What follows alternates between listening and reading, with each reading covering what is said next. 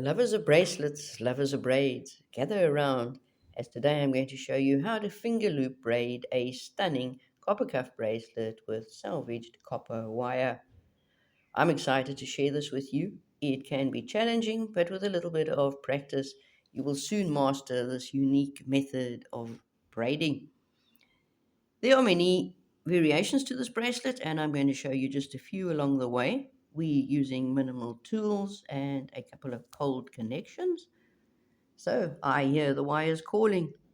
We are going to be doing the 16 gauge. This is the pattern. So that's the top, that's the side, that's the bottom, side, top. This here is the 18 gauge, and I've just done it up to use it as an example to show you where you can take the pattern. So that is the pattern. The next section is slightly hammered, and that next one is almost flattened, just so varying degrees of the hammering. You can obviously do it with thinner copper wire, and that's where it gets interesting. You could actually make bezels and things like that because it is flexible, and you can actually bend the pattern into shapes that you would like. Obviously, if you have a rolling mill or something like that, or forming block, swage block, you could take this pattern very, very far. This one is quite easy to braid. Obviously, this 18 gauge is really easy to braid. As soon as you go any higher, I had to do that, obviously. I went to a 14 gauge, and I had a little bit of a fight with this one. I had to put extra gloves on. It really eats into your fingers, but it's manageable. There it is. I don't know what I'm going to do with this guy yet, but I will find something. I don't know if I'm going to hammer it or just leave it like this. It'll definitely be rustic though. So I'll show you what I do with this one right at the end of the video, just for interest sake. We're going to make these two. This is basically just a little in-between stage. It's not completely flattened like this one, and it does not have the bordering wires. I balled the ends of the copper here. I'll show you how to do that. If you don't want to do it that way, we can stop, or you can stop just with a plate like that. And then, of course, we've got to bring in a nice little rustic one. It's very simple. It's filed, finished off with baking soda and super glue.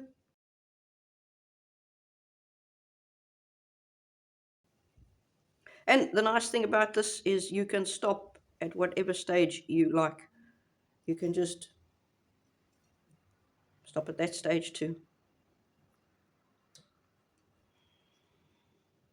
We've got to start with step one, and that is cleaning our salvaged copper wire.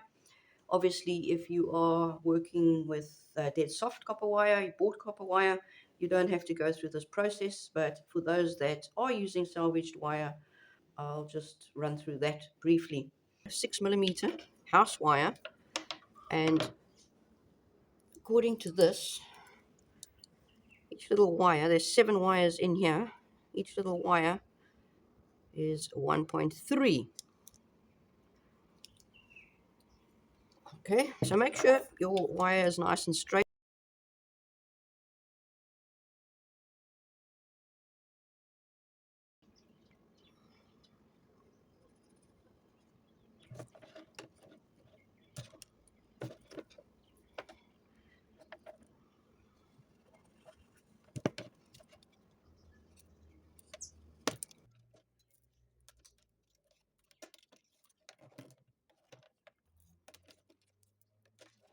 It's not dead soft wire, so I've got to anneal it.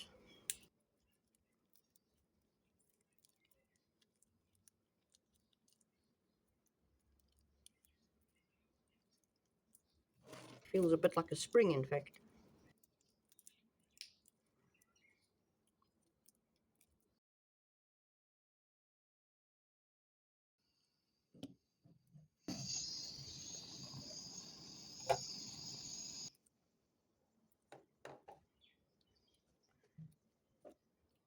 And I'll just clean that up with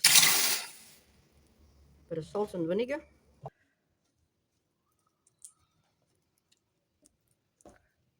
And twist. I've gone ahead and I've done 5 of those already. So all you do is keep them at equal lengths. This is your 70 centimeters. Get them nice and even. Every single time they must be even. You've got to have an even pull on your wires when you start the pattern. And just twist that up. 4 times should be good.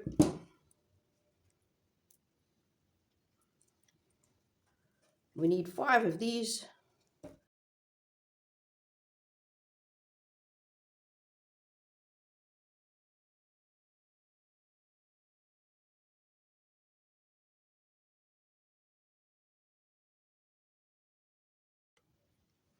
So all I've done here is I've taken the 70 centimeter length wire, bent it in half, and it gives us 2 35 centimeter lengths of wire. It gives us a little bit of handling play and wrapping play here to fasten it to our hook. That you do. So let's line our wires up. When I first saw this pattern demonstrated about 2 years ago, I saved it till later. I thought it was, wow, this looks ridiculously difficult. It can be tricky, but it is not too difficult once you get the knack of it.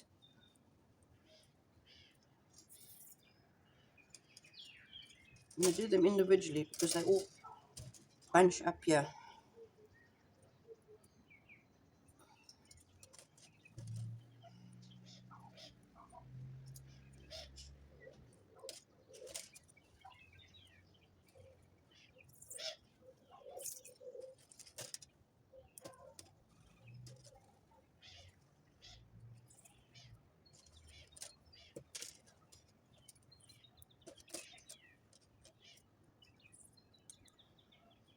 Okay, we're just going to secure them.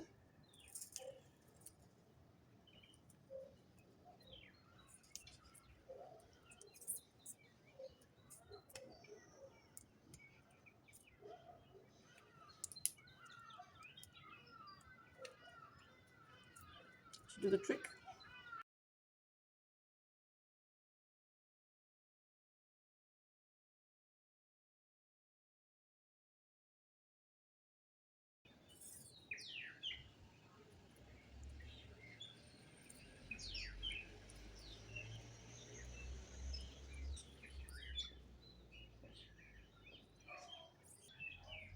What you do is, remember, pointer's always on the outside. Hook your pointer in there. And I'm wearing gloves, it makes it a little bit awkward, but my fingers are a little bit sensitive. Middle finger, and then your ring finger. Catch them like that. Pointer, middle finger. And grab your wires. Remember, the more tension you're going to give these wires, the more work hardened they're going to get. It's unavoidable that they do work harden though. When you're working with a thinner wire, you don't have to anneal. When you step up to a 14 gauge, you have to anneal the wire. So if you tilt them like your hands like that, this forms a tunnel through there between the wires. So all you're going to do is you're going to use your ring finger and your thumb, slip it through there and grab the bottom wire right at the end and pull it through that tunnel. Okay, adjust your fingers, put your pointer onto that wire again and your middle finger onto that. It just helps with the pulling, getting your tension right. And obviously preparing your ring finger for the next stitch in the pattern. And all you do is keeping your tension, up you go. Come down again, come through with your ring finger, make that tunnel again, go through the last wire, the bottom wire, pull it through, catch it with that ring finger, adjust your fingers here, and give it tension. If you get one wire that is out of whack, it's going to show on your pattern. So be a bit like a puppeteer and wriggle your wires, get that tension right, and check that pattern is that pattern is pulling the same all the time. And up you go. Ring finger through that tunnel, catch that wire, grab it there, adjust your fingers on your left hand, give it a jig, and up you go. Okay, through you go,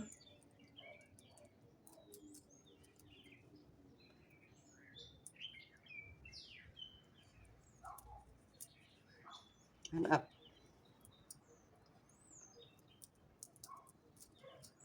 And that's all that there is to it.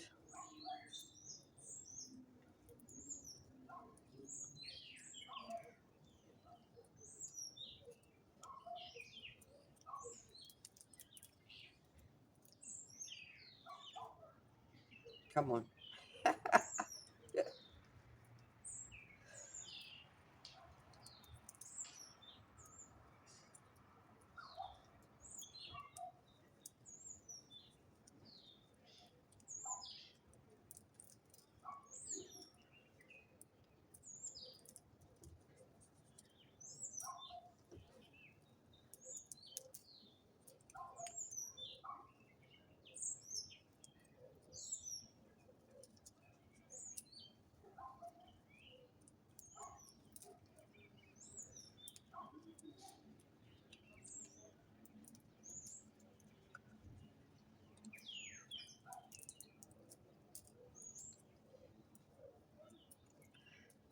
And the copper seems to obviously bend around your fingers, so your fingers like get caught in the copper, especially with gloves, obviously.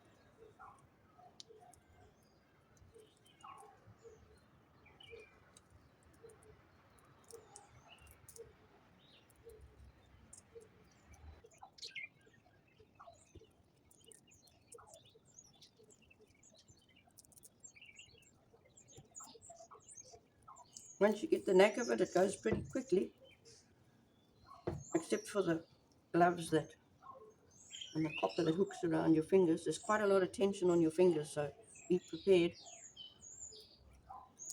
And it also, if you don't wear gloves, it also, as you're putting your ring finger and your thumb through there, it catches on your quicks, which end up becoming quite sensitive.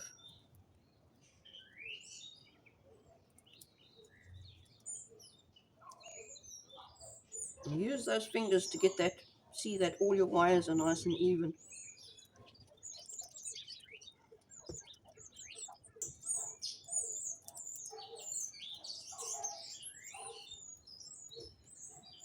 And as you see, the pattern is starting to jump out.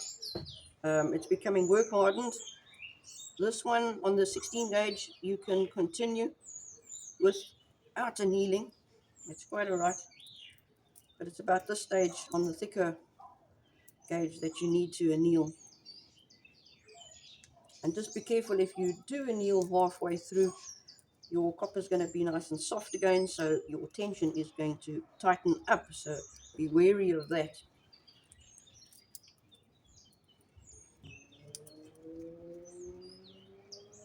If you do need to leave your workpiece at any stage, spread them slightly like that. And all you got to do, remember, pointer on the far left, middle finger, ring finger, pointer, middle finger. And these wires must be upright, if I can put it that way.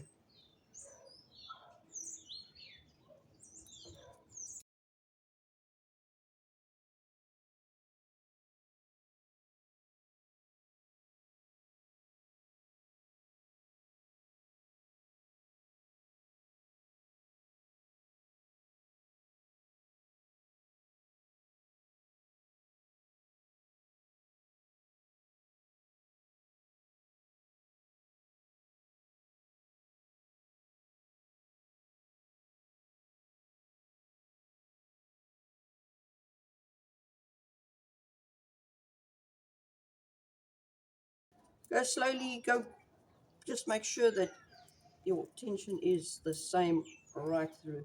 Pull those individual wires to the same tension as the rest of the wires. And it's about here in the pattern that you're rather pleased that you got a pair of gloves on.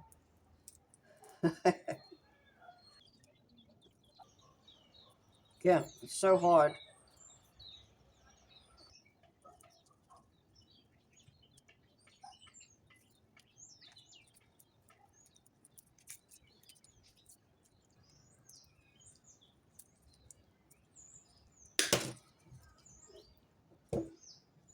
See how we've done.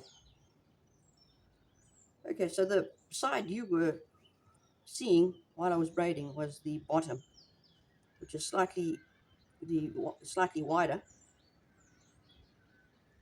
So it's almost like there's 6 wires on the bottom and 4 on the top, and it's those 4 that we are going to flatten and push the bottom wires out. Okay, it looks like it's come out pretty evenly. So as I said, you can stop right there, or you can proceed. What we're going to do now is anneal this, make it nice and soft, and we're going to do a little bit of hammering. Let me show you how important tension is and how important it is to try and maintain that tension right throughout your pattern. This is the very first one that I did, and you can see where it started off there when the copper was still soft.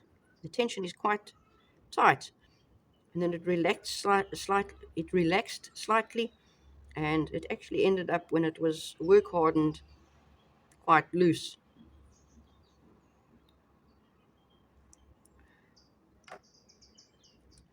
Then this one is pretty even. Okay, this is the one you saw me braid. That one is pretty even, relaxed slightly over here, but that we can cut off. Okay, so we are going to do this little guy, the rustic one, quickly. It's annealed, so we're going to hammer that. This one I want to anneal quickly, and we'll do the rustic one, and then we will get on to this flat one.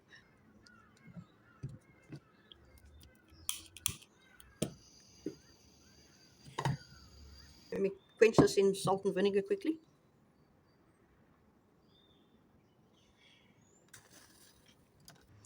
Right, this was annealed, and I just buffed it with a little buffing pad just to get some of the fire scale off. I did not quench it. I did not put it in any acid, salt, or vinegar. I've left it just like that because we want the antique sort of look. So what you're going to do is, that is the top, that is the bottom. You're going to put the top facing down on your anvil, and you're going to hammer on the back side. All I'm going to do is use a mallet. You can use a nylon hammer, whatever you've got. Just try not to, in the initial stages, use a metal hammer. Try and get it as flat as possible with a softer hammer. It's going to be very soft. Try not to mar your copper.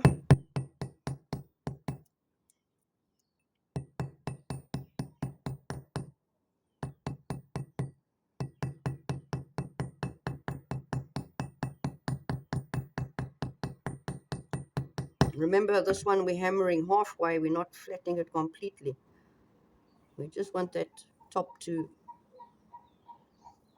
squish in a little bit, if you know what I mean.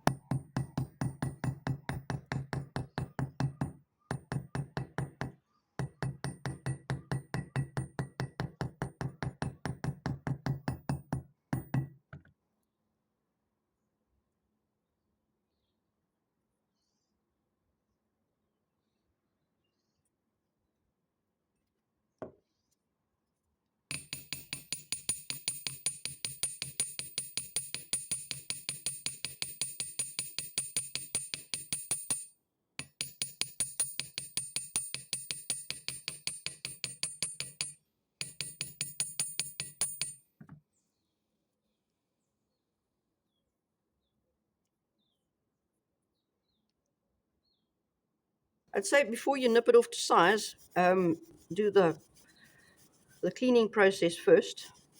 So you've got a good idea of where your pattern is going. Okay, that's just a quick buff just to show you.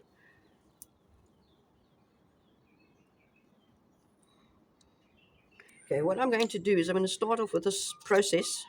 I'm going to use wet sandpaper. I'll get hold of some water at the sink. I usually work over the sink, and I'm going to start off with a 220. Make sure that I've cleaned that piece nicely. I'll then move on to the P600, also wet. Finally, let it dry nicely. I'll then polish it with a little micro polisher. Make sure there's no bumps or any unsightly sort of scars on it or anything like that. I'll then nip it to size, and then we will finish our cuff ends. And obviously, if you've got multi-tool or polishing wheels or other methods of cleaning and buffing, I'm just showing you the manual method. It works very well. Check where your pattern is nice and even, and just nip it off.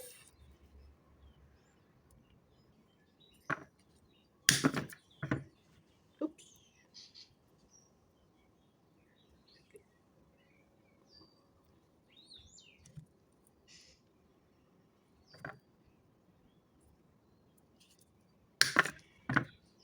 See, if that was a bit longer, could have made a ring.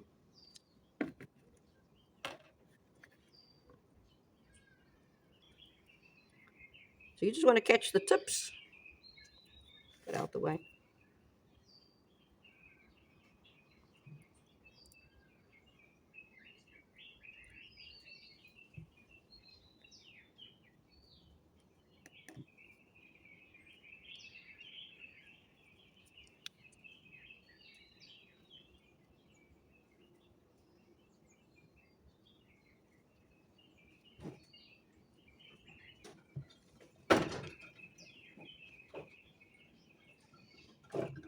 Let that dry.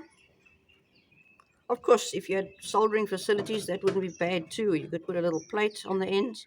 But this one, we're just going really, really simple and quick.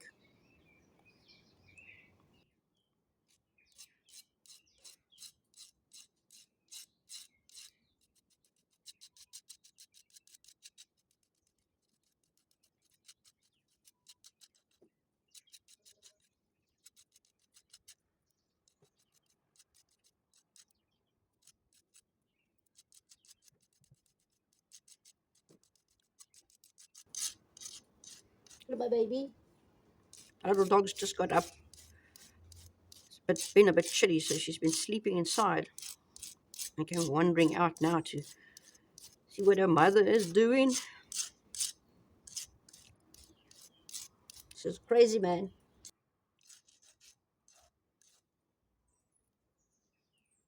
Hey, my baby. Right.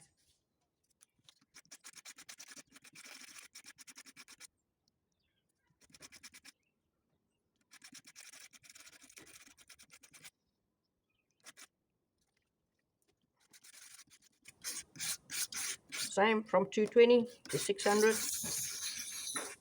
Ah, and the monkeys have just arrived. A resident troop.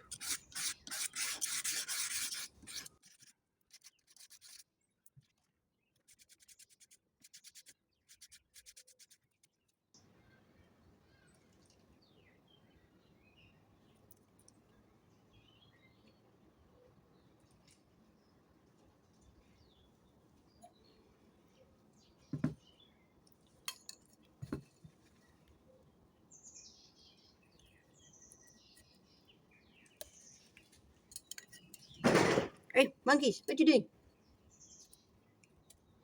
Do all little things. You're naughty.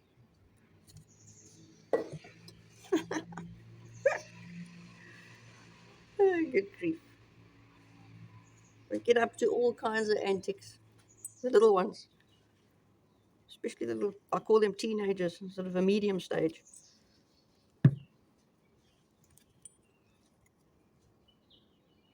They got to experiment with everything. Eat all the plants off.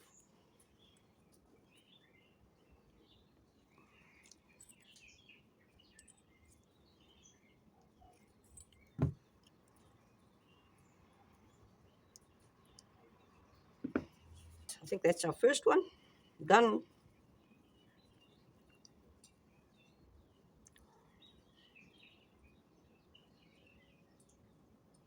can squish it in if you like.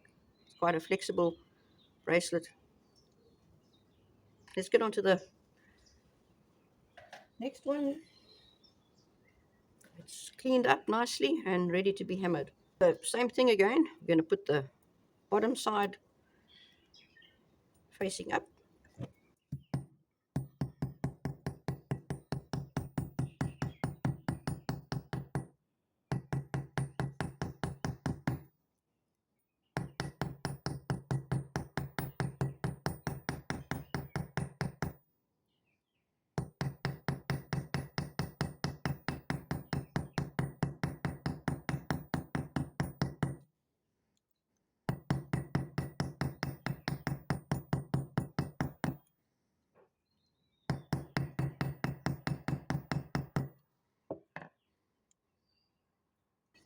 I'm using a heavier hammer. Still only hitting on the back.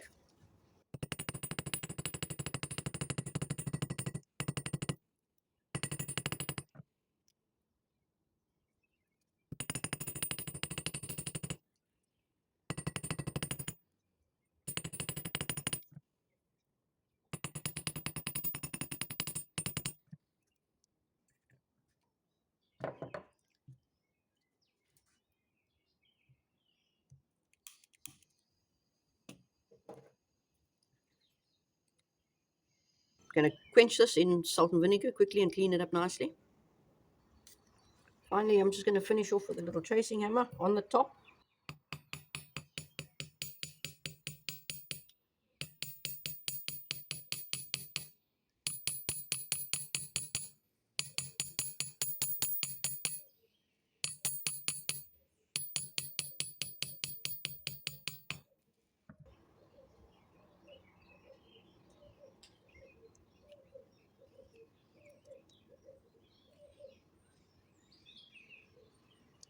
Right, sandpaper, polishing pad, etc.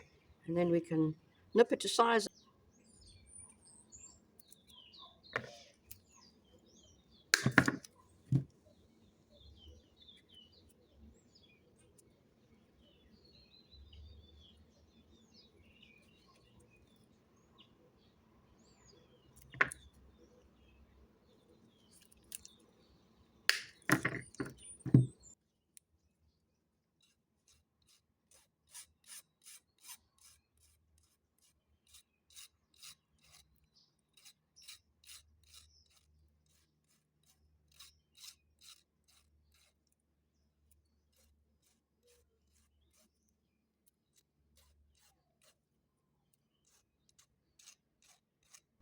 Okay, you want to finish these off now before you put the bordering wires on, because you won't be able to finish it off nicely with them on.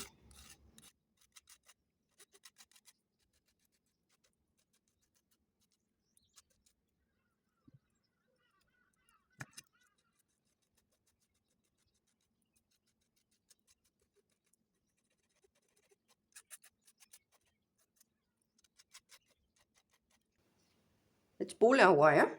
So we're using 14 gauge here, which is pretty much the same thickness as the pattern. Okay, I've cut them a little bit longer, just make sure they're nice and straight. Now it gets a bit awkward. You've got to take into consideration the use of the copper for the ball. You've got to make your calculations, see how much copper melts and how much copper is used to make that ball. And obviously you're going to have to take the other side into consideration as well. All right, let's get on to the actual, we'll measure now. What we're going to do is we're going to snip a piece to size and see how much one ball uses.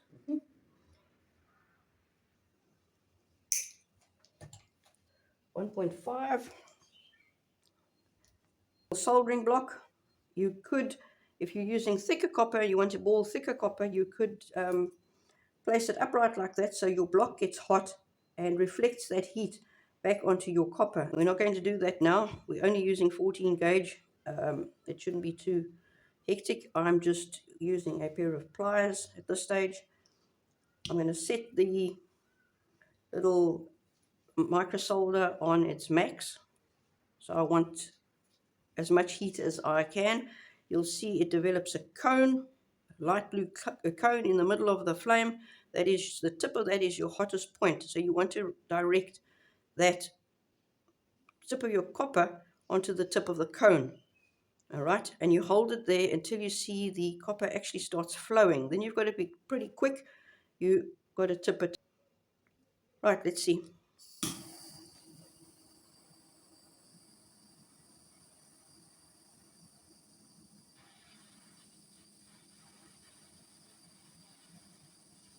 Once you see it flowing, count 1, 2, 3. So on 2, I basically had the size of the ball that I wanted. I'm going to file it down a little bit. Fire scale is terrible when you're balling this. The copper goes through H. If you project your heat too much on the wire, it's actually going to pit it. So you've got to be careful there too. Swing this around.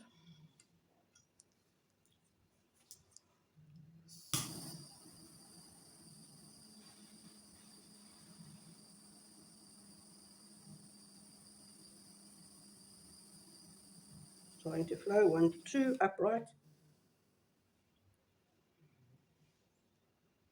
Okay, they're pretty much the same size. We'll see how much copper those two used shortly. I'm just going to pickle them, and then I'm going to show you a couple of things there. You'll see it's not easy to get that fire scale off around that area now. What I usually do is just come in with a little needle file, or you can use your multi-tool, and I just come in there and file that a little bit. Finish it off with a little bit of sandpaper, fold the sandpaper, and just zoom in there and clean it up nicely. And obviously you're going to file any uneven spots on the ball as well. Okay, so let's see how much it used. It used 1 centimeter, 10 millimeters. Right, so that's a good indication. I think get lots of little pieces of wire like this and just practice, measure, practice, and it's the only way you're going to get to a nice final result. Right, let's do the one end of this.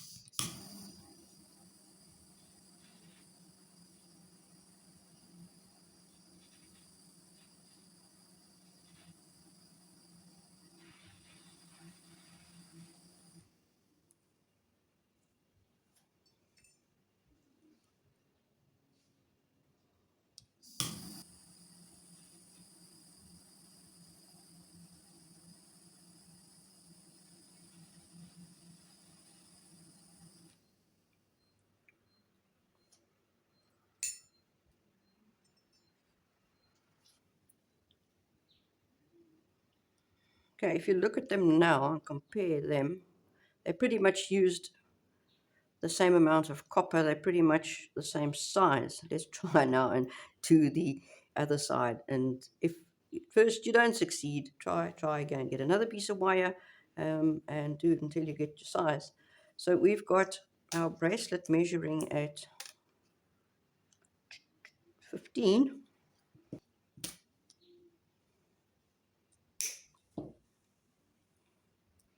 Right, let's see what happens.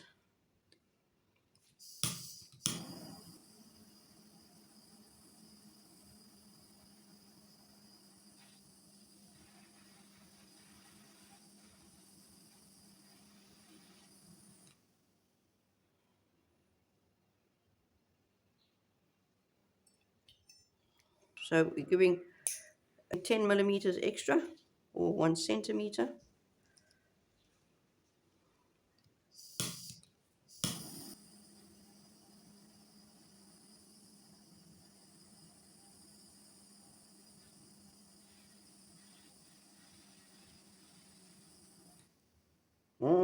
That one's too big, I think. Maybe not. So I just got the pot scourer quickly and dishwashing liquid, and I gave it a cleaning after I had it in the pickle. And you can see how stubborn the fire scale is. That's when I get in with the sandpaper and the little file, and I just clean it up nicely, and I make sure that the balls there are nicely even. Sometimes it leaves a little point like that. So that I'll just file off. They seem to be, once that little point is off, they seem to be almost even. What one can do, long is bad because then you've got to reball. You don't want a long piece sticking out over there.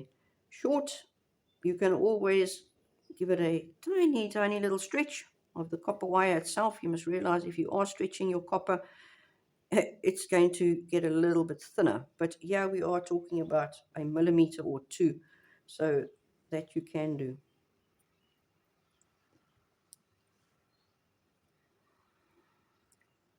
It's too much, obviously, then just do another one. Okay, that's just going to fit, and this will stretch as your bracelet is being shaped. Especially if it's caught with the cold connections, it'll just stretch on its own. All right, I'm going to polish those up and get ready for the cold connections. I've got them cut. I'll show you now. What you can do is, instead of balling your copper ends, you can take round nice pliers. Oopsie. And a bit skew.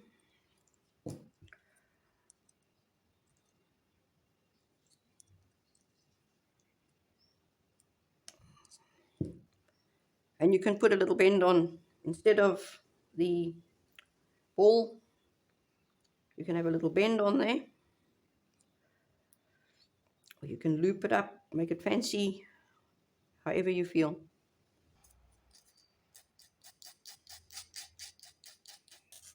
Try and get rid of any pitting. I'm going to finish them up. The final pickle will probably clean that up. I'm hoping it will. Now, you'll need to straighten them. Get 2 boards, let it over your little ball hang over the side, and just run that up and down there a couple of times.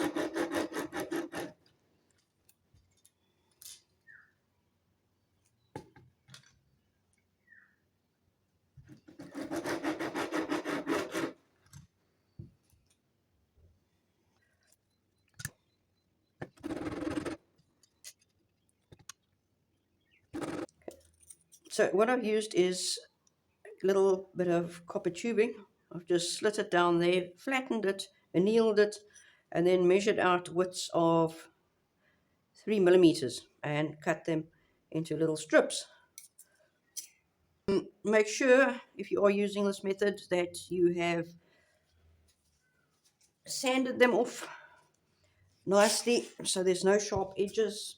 Sand them that way, then the other side, and then hold it up like that and cut that sharp edge that your cutters have made. File that off because you don't want it on the bracelet and you can't file it and it's sharp. Well, it's going to be very difficult to file. Okay, now we're going to measure up. And we're going to start in the middle. I would suggest wrapping your workpiece gently with some finer wire just to hold it into place.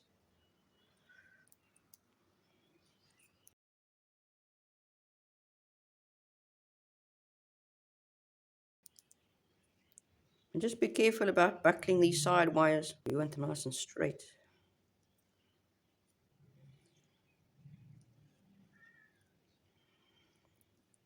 Okay, at least you can hold it. I'm lucky these pliers are the same width as that, so I'm basically just going to find my center and bend the piece sides over.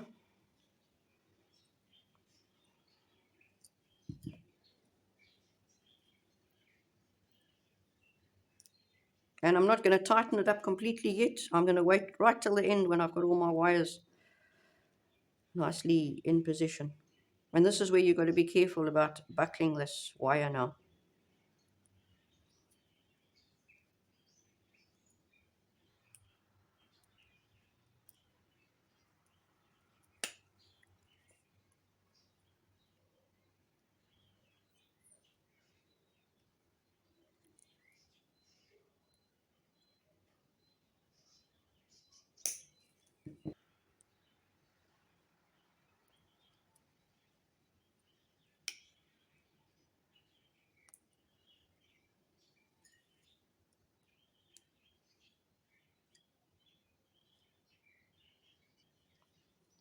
Now you can decide if you want one closer to there, so it basically is going to fit and you're going to be able to see it on your cuff when it's shaped, or if it is pulling away, you might want to put your gold connection further, or you might want to put two there. Totally up to you.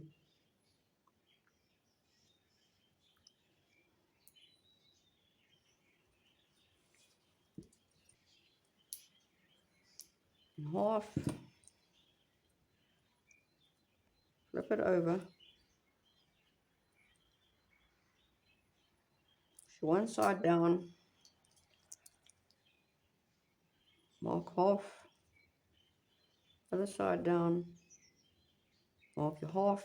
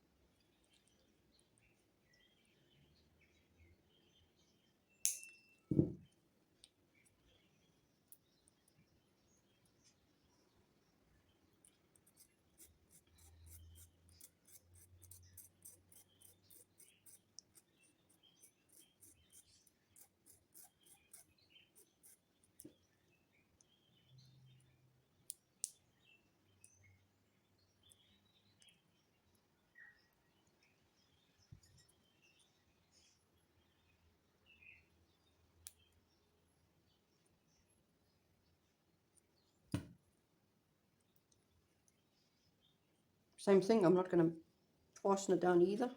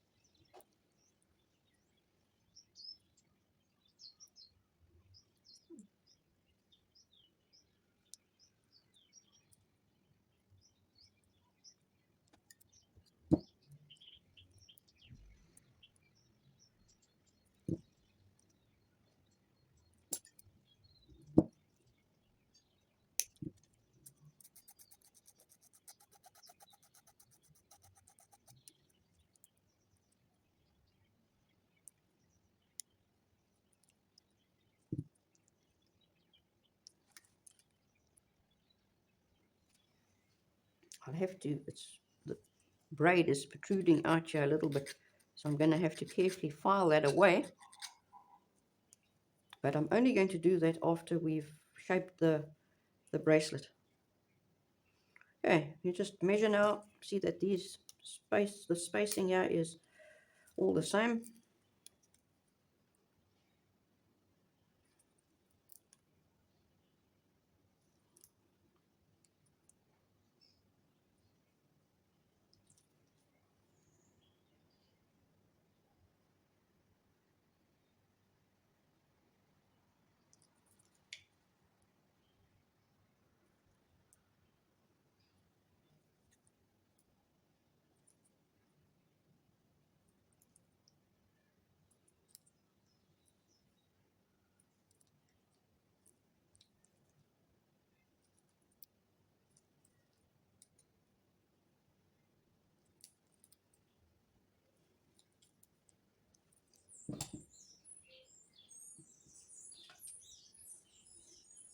Okay, there's a little bit of a warp to it, but that'll straighten out as soon as we bend our bracelet.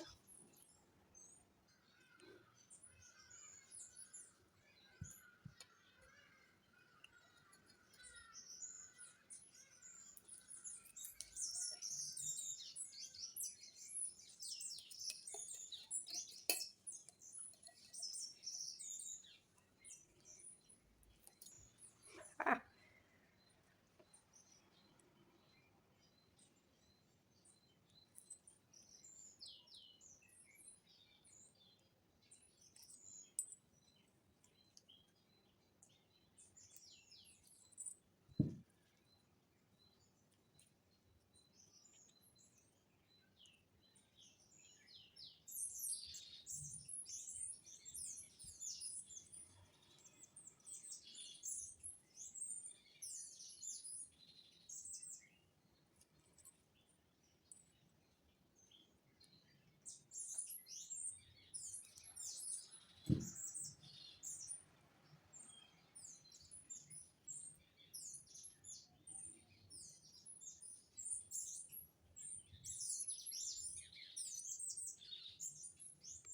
and we're going to finally just touch those up with a little bit of fine sandpaper, and then polish it finally, give it a good clean.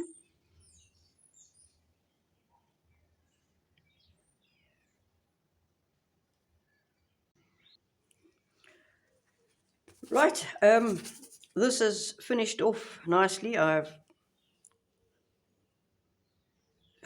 sanded and polished the fasteners, the cold connections, and I think it's looking pretty snazzy. It's a nice, neat little bracelet. I think this finger loop braiding is going to open new avenues for us. I'm certainly going to be delving in to see which patterns we can braid with wire. So it's going to be pretty exciting, like I said right in the beginning of the video. So quick recap. All right, we did that one.